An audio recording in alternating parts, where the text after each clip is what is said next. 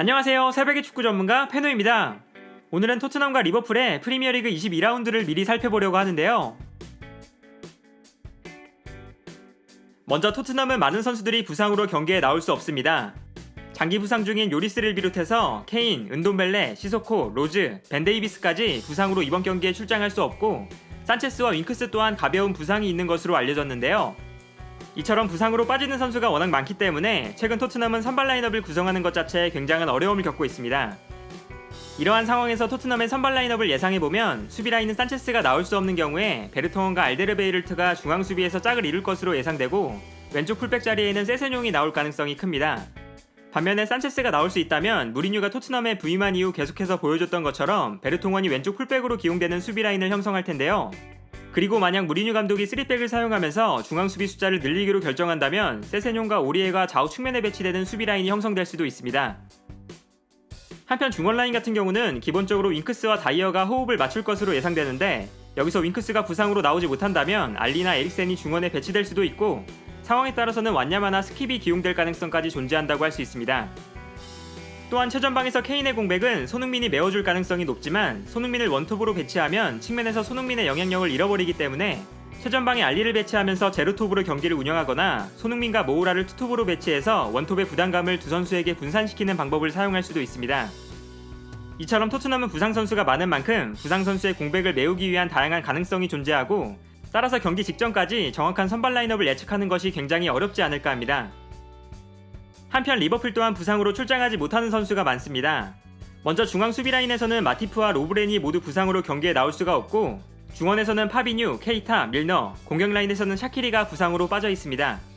파비뉴와 마티프, 샤키리가 토트넘전에 복귀할 수 있다는 소식이 있지만 선수들의 몸 상태를 생각해봤을 때 무리하게 경기에 출장시키지 않을 것으로 예상되는데요.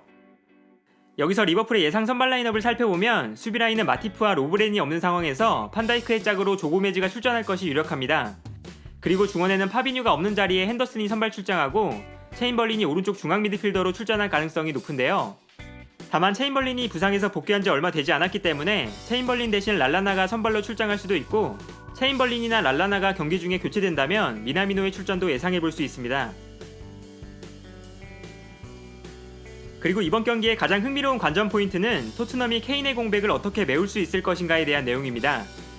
기본적으로 최전방에 케인이 없다는 것은 손흥민, 알리, 모우라의 움직임에도 좋지 않은 영향을 주기 때문에 토트넘의 공격에 커다란 문제점으로 작용합니다.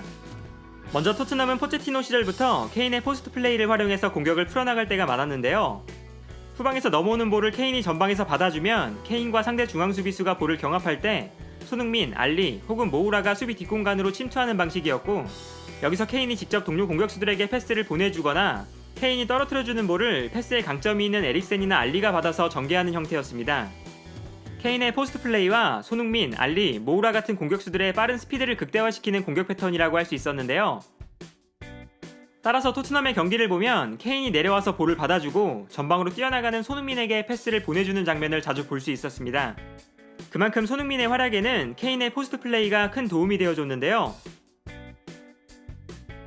그리고 케인의 포스트 플레이를 활용한 공격 패턴은 무리뉴 체제에서 더욱 중요해졌습니다.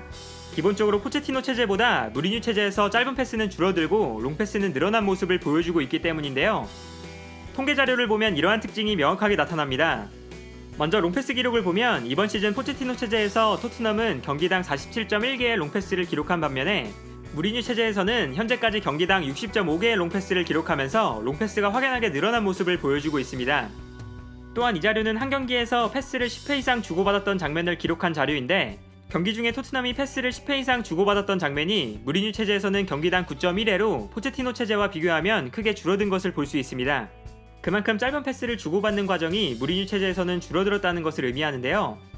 이처럼 무리뉴 체제에서 짧은 패스는 줄어들고 롱패스는 늘어난 만큼 케인의 포스트 플레이를 활용한 공격 방식이 더욱 자주 활용될 수밖에 없었는데 단적으로 이번 시즌 통계를 보면 지난 3시즌과 비교해봤을 때 케인이 공중볼 경합에 참여한 횟수가 늘어난 것을 확인할 수 있습니다. 그러나 이번 경기에서 문제는 케인이 없는 상황에서 토트넘은 포스트 플레이를 보여줄 수 있는 선수가 부족하다는 것입니다. 손흥민, 알리, 모우라 같은 공격수들은 포스트 플레이에 장점이 있는 선수들이 아니기 때문에 롱패스를 시도했을 때 전방에서 볼을 받아주는 모습이 줄어들 수밖에 없고 궁극적으로 최전방에서 포스트 플레이가 이루어지지 않으면서 공간으로 뛰어들어가는 손흥민이나 알리 혹은 모우라에게 패스를 보내줄 수 없게 되는데요. 더군다나 토트넘이 짧은 패스로 경기를 풀어나가는 데 훌륭한 팀이 아니기 때문에 리버풀이 강한 전방 압박을 시도할 때 케인을 향해 보내주는 롱패스가 토트넘의 가장 주요한 공격 전개 방식이 될 수 있었는데 전방에 케인이 없기 때문에 토트넘은 리버풀의 압박을 더욱 벗어나기 힘들어진 상황입니다. 따라서 토트넘은 케인의 포스트 플레이가 없는 상태에서 볼을 전개하는 것 자체에 큰 문제를 가지고 있는데요. 과연 무리뉴 감독이 어떤 방식으로 손흥민과 모우라의 측면 스피드 그리고 알리와 에릭센의 패스 능력을 조합해서 케인의 공백을 메울 수 있을지 지켜보는 것이 이번 경기의 가장 흥미로운 관전 포인트 중 하나가 아닐까 합니다. 또한 토트넘의 수비를 공략하는 리버풀의 공격 방식도 경기의 주요한 관전 포인트 중 하나입니다. 토트넘이 부상자도 많고 객관적으로 리버풀의 전력이 워낙 강하기 때문에 무리뉴의 성향을 생각해보면 토트넘이 굉장히 수비적으로 나올 가능성이 높은데요. 이때 리버풀의 공격에서 가장 주목해야 하는 부분은 아놀드와 피르미누의 존재입니다.